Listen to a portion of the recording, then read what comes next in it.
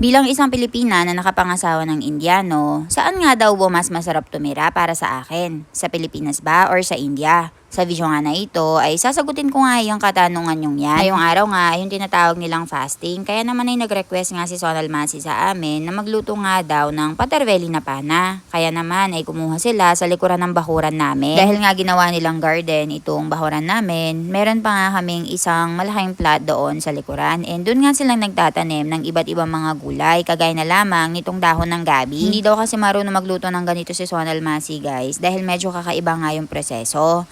Kailangan mo kasi itong lagyan ng iba't ibang mga masala at si Malamasi nga ay magaling magluto nito. Kaya naman ay pinaalis muna nga namin yung mga tangkay kay Sonal Masi, pinahugas, pagkatapos ay tsaka niya nga yan pupunasan. Nakita ko na naman nga dito yung binan ko guys na binubuhat si Baby Ivan kahit masakit nga yung kamay. Ang kwento pa nga niya ay sa isang kamay naman daw niya binubuhat, hindi doon sa masakit dahil hindi nga daw niya matiis yung apo niya. Nga ay baba na nga niya si Baby Ivan at baka makita pa nga siya ng binan kong lalaki at papagalitan.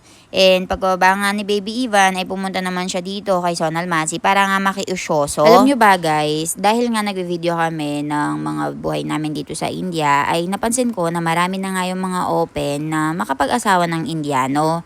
And marami nga din ako nare-receive ng mga messages sa kanila and tinatanong kung saan nga daw ba masarap tumira, sa Pilipinas ba or India, dahil kailangan nga daw nila magdesisyon bago nga magpakasal sa asawa nila. Alam nyo ba guys, ang pag-aasawa ng Indiano ay sobrang mahirap talaga. Napakarami mo ang adjustments na gagawin, especially kung dito nga sa India titira. Kaya naman kung may opportunity ka na tumira sa Pilipinas, ay grab mo na yan girl dahil wala kang masyadong adjustment. And kung meron man ay very limited lang. Kung naman meron kang opportunity na tumira sa ibang bansa, kagaya na lamang ng Canada, Amerika, Australia, ay yan yung pinaka-best na solusyon. Kung kasing titira ka sa Pilipinas guys, ay hindi ka masyadong mag-a-adjust pagdating sa pagkain, pagdating sa mga language, sa kasuotan. Pero kapag tumira ka kasi dito sa India guys, ay lahat adjust talaga.